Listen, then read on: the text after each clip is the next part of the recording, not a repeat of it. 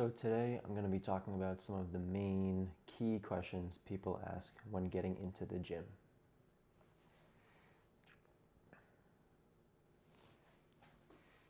One of the main questions is, should I stretch before I work out?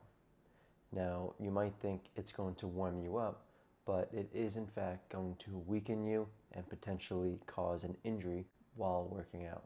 There are two types of stretching: dynamic stretching and static stretching. Dynamic stretching is okay for warming up before a workout.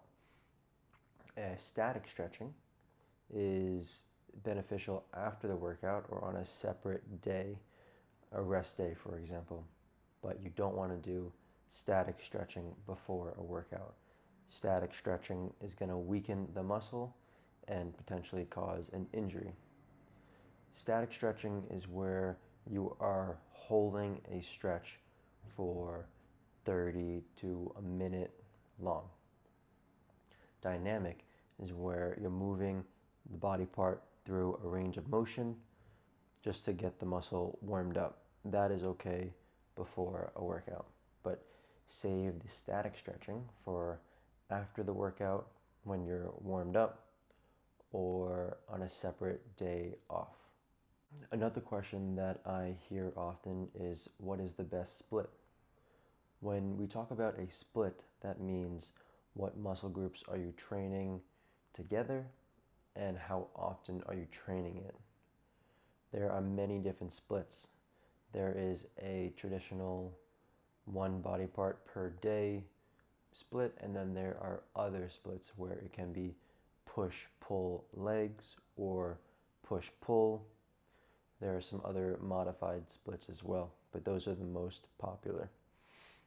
Push-pull legs is all muscles. A push-pull leg split is a three-way body part split program. So push meaning all the muscles that are pushing overhead, or extending your arm. So the muscles would be your chest, shoulders, and triceps. So a common thing is people will group those together and they will train their chest first, then they train their shoulders, and then they finish with their triceps. All the muscles are used together. So the idea is to damage all of the fibers that work together, and then they can heal all together. The second day of the push-pull legs would be pull. This is the muscles of the back, the lower back, and the biceps, and sometimes the back of the shoulder if somebody trains their rear delts with back, which is a common thing. So during the pull day, somebody is going to do a movement overhead, like a reverse grip pull down, a neutral grip pull down, or a pronated grip pull down. And then they might move on to a rowing exercise, and then they might move on to one more movement, something in between, and then they might do a rear delt exercise, such as a reverse fly with a cable. You can do it with dumbbells. You can do it with the traditional pec fly machine where you sit on it backwards. You grab the upper handles and then you go out until your arms are completely straight. You don't want to go any further because then you're using upper back, which is already fatigued from the sets you did prior on the pull down variations that you did or the rowing movements.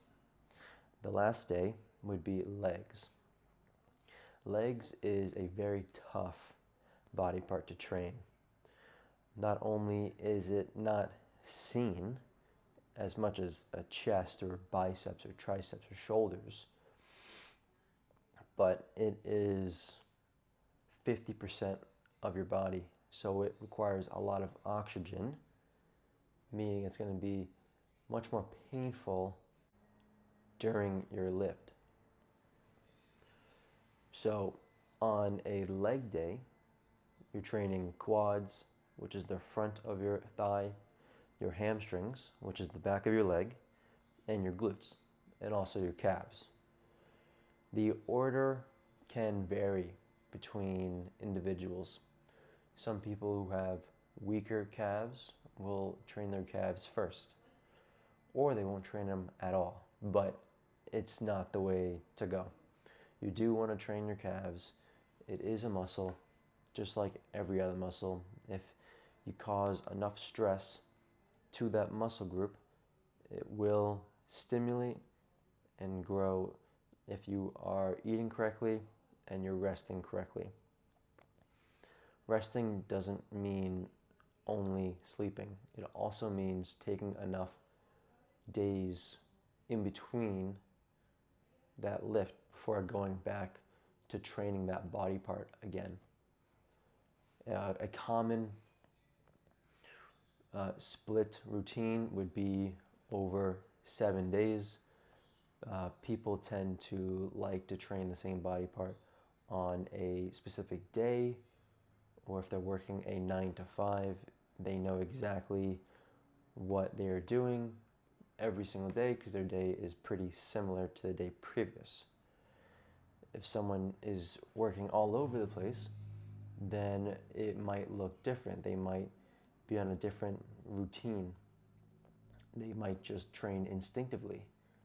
They might miss a workout because they got called into work last second, overnight, or if they do any other type of labor work, maybe they had a rough day at work and they're going to take off to recover, and they'll train the next day.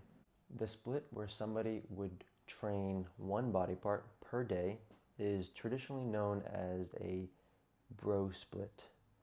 But that's how people tend to start off, and it's a good split. It can look like something like Monday, legs, Tuesday, chest, Wednesday, back, Thursday, day off, Friday, shoulders, Saturday, arms, Sunday, off.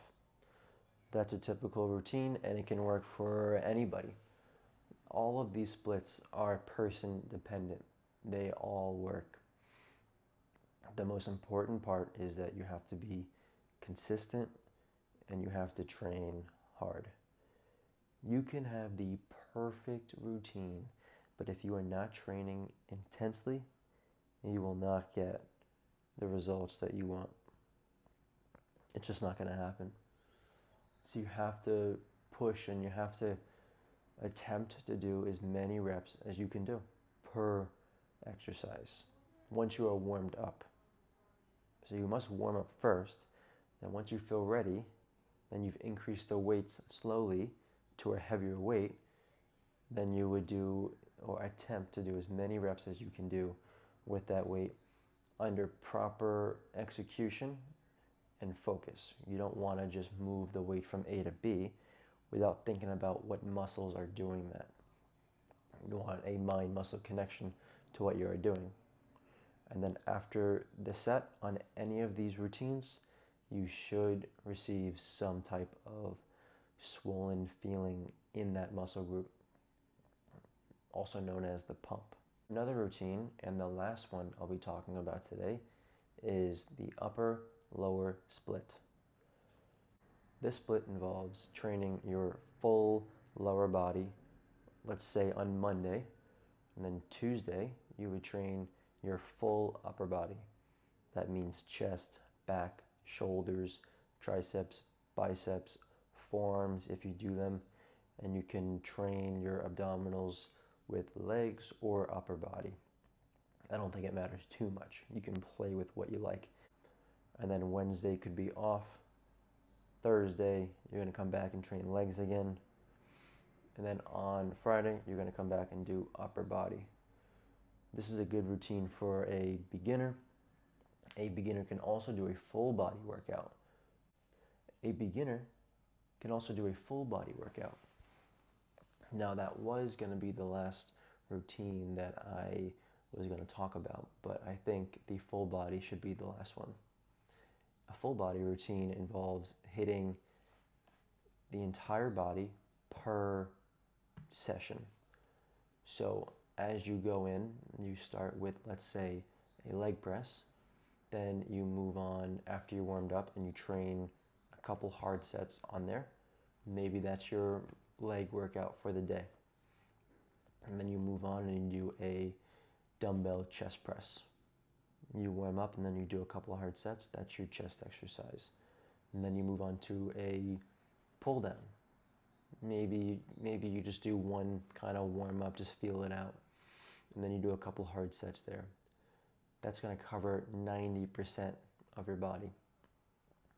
Then you can narrow it down from there and do a shoulder press or a dumbbell side lateral. And then you can narrow down to calves, hamstring curls, lower back. So that's how you would structure a full body routine. A full body routine is fantastic for a beginner since they can recover pretty fast, I think, since they're not causing a whole load of damage, since they're not a super trained athlete in the gym. You can go to failure, meaning doing as many as you can as a beginner, but it seems to not do the same amount of destruction compared to somebody who is much more advanced, or that same individual years down the line. They can get a lot more out of each set and cause a lot more damage and fatigue. So you need more recovery. Misconception is that you can turn fat into muscle. So it might seem like you can do that, but the truth is you can't. You're either losing muscle or building muscle. You can't turn the actual adipose tissue on your body and somehow convert it into a contractile tissue. It just doesn't happen. So if you are going to lose body fat, you have to be in a calorie deficit. So if 2,500 calories maintains your weight, let's say, meaning you're eating 5 meals a day, 500 calories per meal, 500 times 5 is 2,500 calories. And if you don't lose or gain any weight, that is my maintenance calories. If you lose weight, then you're in a deficit. If you are gaining weight, then you're in a surplus.